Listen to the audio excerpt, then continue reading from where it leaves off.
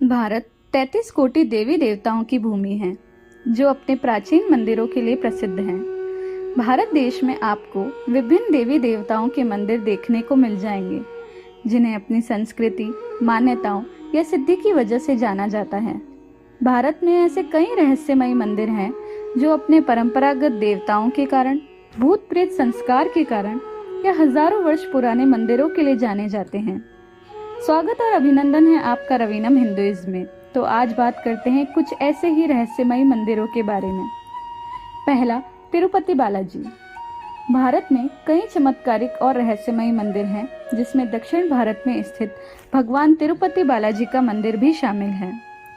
भगवान तिरुपति बालाजी का चमत्कारिक और रहस्यमयी मंदिर भारत समेत पूरी दुनिया में प्रसिद्ध है। यह मंदिर भारतीय वास्तुकला और शिल्प कला का उत्कृष्ट उदाहरण है। तिरुपति बालाजी मंदिर भगवान विष्णु को समर्पित है। यह मंदिर आंध्र प्रदेश के चित्तूर जिले में तिरुमला पर्वत पर स्थित है और ये भारत के मुख्य तीर्थ स्थलों में से एक है। धार्मिक मान्यताओं के मुताबिक भगवान श्री वेंकटेश्वर अपनी पत्नी पद्मावती के साथ तिरुमला में निवास करते हैं। कहा जाता है भगवान वेंकटेश्वर स्वामी की मूर्ति पर बाल लगे हैं जो असली हैं। ये बाल कभी भी उलझते नहीं हैं और हमेशा मुलायम रहते हैं। मान्यता है कि यहाँ भगवान खुद विराजमान हैं। जब मंदिर के गर्भगृह में प्रवेश करेंगे तो ऐसा लगेगा भगवान श्री वेंकटेश्वर की मूर्ति गर्भगृह के मध्य में है।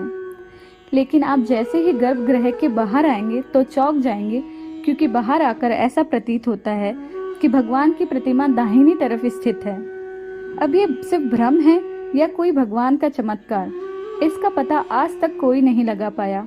मान्यता है कि भगवान के इस रूप में माँ लक्ष्मी भी समाहित हैं, जिसकी वजह से श्री वेंकटेश्वर स्वामी को स्त्री और पुरुष दोनों की वस्त्र पहनाने की परंपरा है। तिरुपति बालाजी मंदिर में भगवान वेंकटेश्वर की प्रतिमा अलौकिक है। ये विशेष पत्थर से बनी है। यह प्रतिमा इतनी जीवंत है कि ऐसा प्रतीत होता है जैसे भगवान विष्णु स्वयं यहाँ विराजमान हैं। भगवान की प्रतिमा को इतना पसीना आता है कि पसीने की बूंदें देखी जा सकती हैं। इसलिए मंदिर में तापमान कम रखा जाता है। हर गुरुवार को भगवान वेंकटेश्वर को चंदन का लेप लगाया जाता है, जिसके बाद अद्भुत रहस्य सामने आते हैं। भगवान का श्रृंगार हटाकर स्नान कराकर चंदन का लेप लगाया जाता है और जब इस लेप को हटाया जाता है तो भगवान वेंकटेश्वर के हृदय में माता लक्ष्मी जी की आकृति दिखाई देती है। श्री वेंकटेश्वर स्वामी मंदिर में एक दिया हमेशा जलता रहता है और सबसे चौंकाने वाली बात यह है कि इस दीपक में कभी भी तेल या घी नहीं डाला जाता। यहाँ तक कि यह भी पता नहीं है कि दीपक को सबसे पहले किसने और कब प्रज्वलित किया था। स्तंभेश्वर महादेव मंदिर का रहस्य। क्या आपने कभी किसी ऐसे मंदिर के बारे में सुना है जो दिन में 2 बार समुद्र में डूब जाता है? शायद आप यकीन न करें, लेकिन एक मंदिर ऐसा है जो समुद्र की तेज लहरों में अपने आप गायब हो जाता है और कुछ देर बाद फिर से वापस आ जाता है। भगवान शिव का यह रूप स्तंभेश्वर महादेव के रूप में जाना जाता है, जो गुजरात के भरूच जिले के कविंक बोई में स्थित है। कविंक बोई बड़ोदरा शहर से 75 किलोमीटर की दूरी पर है। भगवान शिव के इस मंदिर की खोज लगभग 200 साल पहले हुई। इस मंदिर में शिवलिंग के दर्शन केवल एक ही बार होते हैं। बाकी समय यह मंदिर समुद्र में डूबा रहता है। समुद्र तट पर 2 बार ज्वार भाटा आता है। ज्वार भाटे के कारण पानी मंदिर के अंदर पहुंच जाता है। इस प्रकार समुद्र का पानी दिन में 2 बार शिवलिंग का जलाभिषेक कर वापस लौट जाता है। ऐसा सुबह और शाम होता है। ज्वार के समय शिवलिंग पूरी तरह जलमग्न हो जाता है। उस समय वहां किसी को भी जाने की अनुमति नहीं है। इस मंदिर का जिक्र शिव पुराण में रुद्र संहिता के 11 अध्याय में मिलता है, जो इस मंदिर के प्राचीन होने का प्रमाण है। स्कंद पुराण में इस मंदिर के निर्माण के बारे में काफी विस्तार से बताया गया है। पौराणिक कथा के अनुसार तारकासुर राक्षस ने अपनी कठोर तपस्या से शिव को प्रसन्न कर लिया और अमर होने का वरदान मांगा। इस वरदान को मना कर देने पर तारकासुर ने दूसरा वरदान मांगा कि उसे सिर्फ शिव पुत्र ही मार सके, वह भी सिर्फ 6 दिन की आयु का। वरदान मिलते ही उसने आतंक मचाना चालू कर दिया। सभी देवता और ऋषि मुनि उसके आतंक से परेशान होकर महादेव की शरण में पहुंचे। तब श्वेत पर्वत के पिंड से कार्तिकेय का जन्म हुआ और उन्होंने तारकासुर का वध किया। जब भगवान कार्तिकेय को पता चला कि तारकासुर उनके पिता का परम भक्त था, तो वो अंदर से दुखी हो गए। जब भगवान विष्णु ने उन्हें बताया यहाँ पर शिवलिंग स्थापित करें और रोज माफी के लिए प्रार्थना करें। इस तरह से ये शिवलिंग यहाँ स्थापित हुआ। जब से ही इस मंदिर को स्तंभेश्वर कहते हैं। यह मंदिर अरब सागर में बना है और जब जब समुद्र में तेज तूफान आता है तब तब इस मंदिर का शिवलिंग पूर्णतः जल में डूब जाता है, जिस कारण वो दिखाई नहीं देता। आप भी इस मंदिर को एक बार गुजरात देखने जरूर जाइएगा। करणी माता मंदिर, देशनोक, बीकानेर। यह मंदिर भी अपने आप में रहस्यों से भरा है। इससे पहले जानते हैं संक्षिप्त जानकारी। कौन थी माता करणी? बताया जाता है कि मां करणी का जन्म 1387 में एक चारण परिवार में हुआ था। बाद में इनका विवाह किपोजी चारण से हुआ, पर मन में वैराग्य उत्पन्न हो गया तथा अपना बाकी का जीवन भक्ति और समाज सेवा में लगा दिया। 151 साल के बाद जब इनका देहांत हुआ, वहीं उनका मंदिर बन गया। इस मंदिर के रहस्य की बात यह है कि इस मंदिर में हजारों की संख्या में चूहे हैं और आने वाले सभी भक्तों को इन चूहों का जूठा प्रसाद खिलाया जाता है। परंतु आश्चर्य की बात यह है कि इतने चूहे होने के बाद भी कभी भी यहाँ फ्लैग की बीमारी नहीं हुई। रहस्यमयी है मंदिर के चूहों की कहानी। मान्यता है कि माता के बहन का पुत्र लक्ष्मण कपिल सरोवर में डूब के मर गया। जब माता को पता चला तो माता ने यमराज से पुत्र को पुनः जीवित करने की प्रार्थना की। तब विवश होकर यमराज को उसे चूहे के रूप में पुनर्जीवित किया। कहते हैं तभी से यहाँ पर हजारों चूहे खुलेआम घूमते हुए नजर आते हैं। ये सभी माता के बेटे के वंशज हैं। ये चूहे आरती के समय बिल से बाहर भी आते हैं। मान्यता है कि मंदिर में घूमते समय यदि चूहा आपके पैरों के ऊपर से आए तो ये माता का आशीर्वाद माना जाता है। कामाख्या देवी का मंदिर।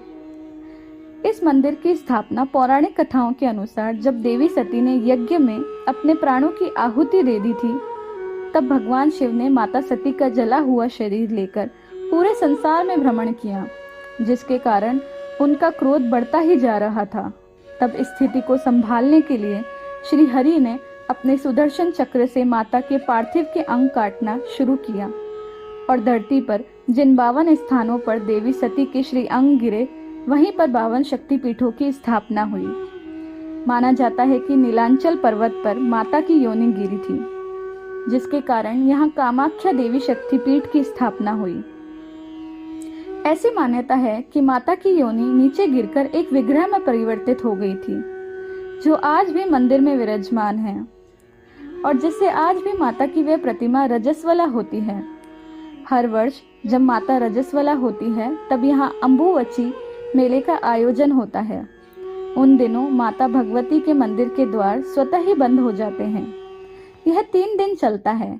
उन 3 दिनों में समस्त गुवाहाटी में ना तो कोई मंगल कार्य होता है, ना ही कोई मंदिर खुलता है। इसके बाद चौथे दिन कामाख्या देवी की मूर्ति को स्नान कराकर वैदिक अनुष्ठान आदि करके मंदिर को जनमानस के दर्शन हेतु पुनः खोल दिया जाता है।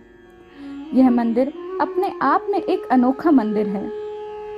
संपूर्ण जगत में ऐसा चमत्कार और ऐसी पूजा पद्धति कहीं और देखने को नहीं मिलती।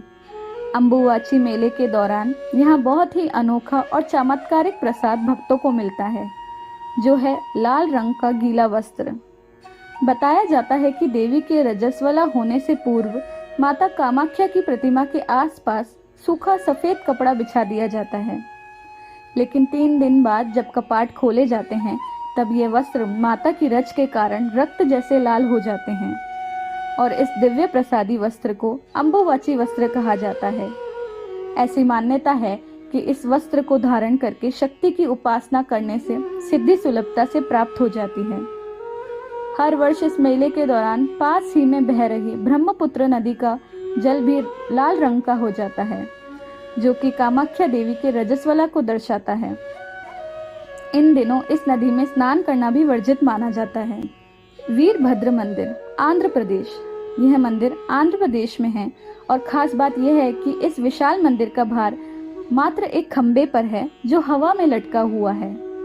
यूं तो इस मंदिर में अन्य खंबे भी हैं, लेकिन हवा में लटका वो एक खंबा अनेकों रहस्य और चमत्कार समेटे हुए हैं। चलिए जानते हैं इस बारे में विस्तार से। आंध्र प्रदेश के अनंतपुर जिले में भगवान शिव का लोपाक्षी नामक एक मंदिर है। इस मंदिर में भगवान शिव के क्रूर और रौद्र रूप भगवान वीरभद्र विराजमान हैं। इसी कारण से इस मंदिर को वीरभद्र मंदिर भी कहा जाता है। यह मंदिर हैंगिंग पिलर टेम्पल के नाम से भी अब दुनिया भर में विख्यात हो चुका है। इस मंदिर में यूं तो 70 खंबे हैं, लेकिन इस मंदिर का आकर्षण केंद्र हवा में लटका वो खंबा जिस पर मंदिर का पूरा भार आधारित है। मंदिर में मौजूद हवा में लटके इस खंबे को आकाश स्तंभ के रूप में माना जाता है। यह खंबा जमीन से आधा इंच के करीब ऊपर उठा हुआ है।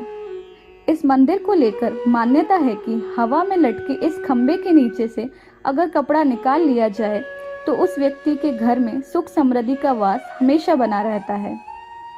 खंबे के हवा में लटकने के पीछे एक कथा यह भी प्रचलित है कि भगवान वीरभद्र की उत्पत्ति दक्ष प्रजापति के यज्ञ के बाद हुई थी।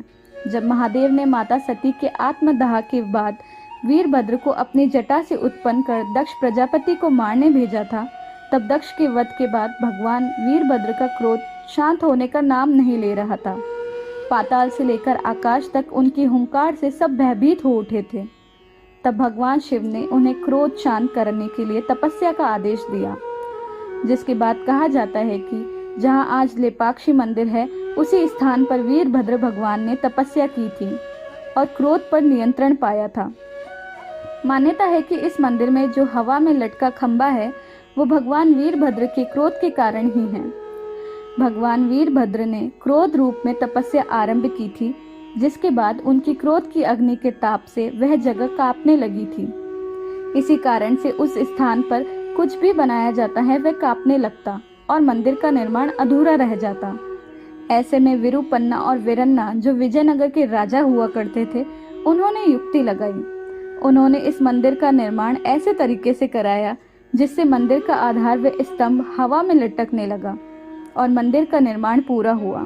माना जाता है कि जिस दिन यह स्तंभ जमीन को छू गया, उस दिन भगवान शिव के वीरभद्र रूप का क्रोध पुनः जाग जाएगा और सृष्टि का विनाश उस दिन निश्चित है। तो ये थे भारत के कुछ रहस्यमयी मंदिर। अगर आपको ये स्टोरी अच्छी लगी हो तो इसे लाइक करें, अपने दोस्तों के साथ जरूर शेयर करें और इसी तरह की और रोचक कहानियों के लिए हमारे साथ बने रहें। धन्यवाद।